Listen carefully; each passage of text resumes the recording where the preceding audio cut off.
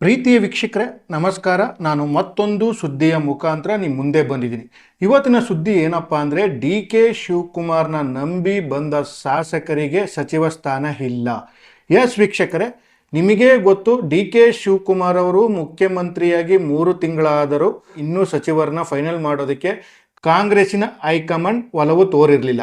ಆದರೆ ಈಗ ಕೊನೆಗೂ DK ಶಿವಕುಮಾರ್ ಮತ್ತು ಸಿದ್ದರಾಮಯ್ಯವರ ಪ್ರಯತ್ನದಿಂದ ಕೊನೆಗೂ DK ಶಿವಕುಮಾರ್ ಸರ್ಕಾರಕ್ಕೆ ಹೊಸ ಸಚಿವರನ್ನ ಆಯ್ಕೆ ಮಾಡುವ ಸಂದರ್ಭ ಬಂದಿದೆ. ಅದು ನಾಳೆ, ಅಂದರೆ ಸೋಮವಾರ ಸಾಯಂಕಾಲ 4 ಗಂಟೆಗೆ ಹೊಸ ಸಚಿವರ ಪಾದಾರ್ಪಣೆ ಮಾಡ್ತಾ ಇದ್ದಾರೆ.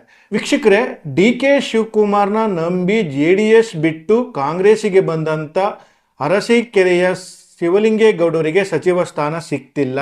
ಎಸ್, ಶಿವಲಿಂಗೇಗೌಡರು ನನ್ನ JDS ಇಲ್ಲಿದ್ರೆ ಸಚಿವ ಸ್ಥಾನ ಸಿಗಲ್ಲ, ಏನಾದರೂ ಮಾಡಿ ನಾನು ಸಚಿವ ಆಗಲೇಬೇಕು ಅಂತ ಕಾಂಗ್ರೆಸ್ಸಿಗೆ ಬಂದು DK ಶಿವಕುಮಾರ್ ಆಪ್ತರಾಗಿ ಗುರುತಿಸ್ಕೊಂಡ್ರು.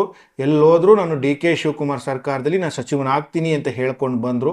ಆದರೆ ಈಗ DK ಶಿವಕುಮಾರ್ ಸರ್ಕಾರದಲ್ಲಿ ಶಿವಲಿಂಗೇಗೌಡರಿಗೆ ಸಚಿವ ಸ್ಥಾನ ಸಿಗ್ತಾ ಇಲ್ಲ. ಎಸ್ ವೀಕ್ಷಕರೇ, ಯಾಕೆಂದರೆ ಸಚಿವನ ಆಗಲೇಬೇಕು ಅಂತೇಳಿ HD ಕುಮಾರಸ್ವಾಮಿ ಮತ್ತು HD ದೇವೇಗೌಡರ ವಿರುದ್ಧ ಇದೇ ಶಿವಲಿಂಗೇಗೌಡರು ಬೆಳೆದ ಹಾದಿಯನ್ನು ಮರೆತು ಬಾಯಿ ಬಂದಂಗೆಲ್ಲ ಮಾತಾಡ್ತಾ ಇದ್ರು. ಆದರೆ ಈಗ ಕಾಂಗ್ರೆಸ್ಸಿನ ಹೈಕಮಾಂಡ್ ಶಿವಲಿಂಗೇಗೌಡರಿಗೆ ಸಚಿವ ಸ್ಥಾನ ಕೊಡಲು ಹಿಂದೇಟು ಹಾಕಿದೆ.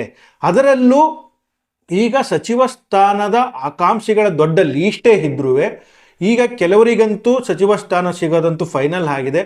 ಅವ್ರು ಯಾರ್ಯಾರಪ್ಪ ಅಂದರೆ NS Bosaraju MLC, doctor Ajay Singh Jewargi, B Nagendra Ballari ಗ್ರಾಮಾಂತರ, ಯಶವಂತ ರಾಯಗೌಡ ಪಾಟೀಲ್ ಇಂಡಿ, ಲಕ್ಷ್ಮೀ ಹೆಬ್ಬಾಳ್ಕರ್ ಬೆಳಗಾವಿ ಗ್ರಾಮಾಂತರ, ಲಕ್ಷ್ಮಣ್ ಸವದಿ ಅಥಣಿ, SS ಮಲ್ಲಿಕಾರ್ಜುನ ದಾವಣಗೆರೆ ಉತ್ತರ, Salim Ahmed MLC, T Raghumurthy Challakere, B Shivanna Anekal, AS Ponnanna Virajpet, Basavaraj ಶಿವಣ್ಣನವರು Byadgi, Shivaraj ತಂಡಂಗಿ Kanakagiri.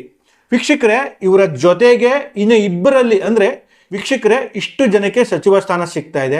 ಅದರಲ್ಲೂ ಇನ್ನು ಇಬ್ಬರಿಗೆ ಸಚಿವ ಸ್ಥಾನ ಸಿಗುತ್ತೆ. ಅದರಂದ್ರೆ ಇಬ್ಬರಿಬ್ಬರು ಪೈಪೋಟಿ ಇದೆ. ಅಂದರೆ ಇಬ್ಬರಲ್ಲಿ ಯಾರಿಗಾದರೂ ಒಬ್ಬರಿಗೆ ಮಾತ್ರ ಸಚಿವ ಸ್ಥಾನ ಸಿಗುತ್ತೆ. ಅದರಲ್ಲಿ ಸಂತೋಷ್ ಲಾಡ್ ಶ್ರೀನಿವಾಸ್ ಮನೆ ಅವರಿಬ್ಬರಲ್ಲಿ ಒಬ್ಬರಿಗೆ ಮಾತ್ರ ಸಚಿವ ಸ್ಥಾನ ಫಿಕ್ಸು.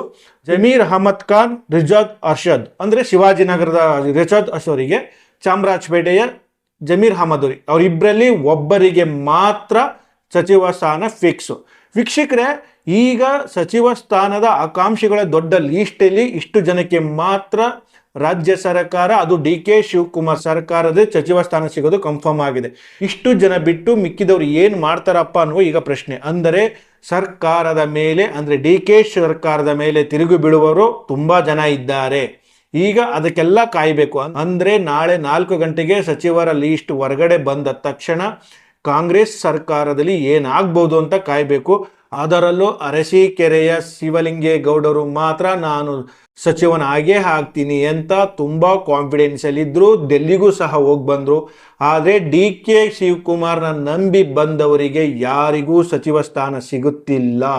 ಇದು ಸಿದ್ದರಾಮಯ್ಯನವರು ಕೊಟ್ಟಿರುವ ಒಂದು ಚೆಕ್ಮೆಂಟ್. ಎಸ್ ವೀಕ್ಷಕರೇ, ಸಿದ್ದರಾಮಯ್ಯನವರು ರಾಜಕೀಯವಾಗಿ ನಿವೃತ್ತಿ ಹೊಂದಿರಬಹುದು, ಆದರೆ ನನ್ನ ಪ್ರಭಾವ ಇನ್ನೂ ಇದೆ ಅಂತ ಈಗ ಹೈಕಮಾಂಡ್ ಮೂಲಕ ತನಗೆ ಬೇಕಾದವರಿಗೆ ಸಚಿವ ಸ್ಥಾನ ಕೊಡಿಸುವಲ್ಲಿ ಸಿದ್ದರಾಮಯ್ಯನವರು ಯಶಸ್ವಿಯಾಗಿದ್ದಾರೆ. ವೀಕ್ಷಕರೇ, ನಾಳೆ 4 ಗಂಟೆಗೆ ನಡೆಯುವ ಸಮಾರಂಭದ ನಂತರ ಕಾಂಗ್ರೆಸ್ಸಿನ ಬೆಳವಣಿಗೆಗಳಿಗೆ ಏನಾಗ್ಬೋದು, DK ಶಿವಕುಮಾರ್ ಎಲ್ಲರನ್ನೂ ಸಮಾಧಾನ ಮಾಡ್ತಾರ, ಇಲ್ಲ DK ಶಿವಕುಮಾರ್ ವಿರುದ್ಧ ಕೆಲವು ಜನ ತಿರುಗಿ ಬೀಳ್ತಾರ, ಕಾದು ನೋಡಬೇಕಾಗಿದೆ. ಇದರ ಬಗ್ಗೆ ನಿಮಗೆ ಏನನ್ನಿಸ್ತು ಅಂತ ದಯವಿಟ್ಟು ಕಮೆಂಟ್ ಮುಖಾಂತರ ತಿಳಿಸಿ.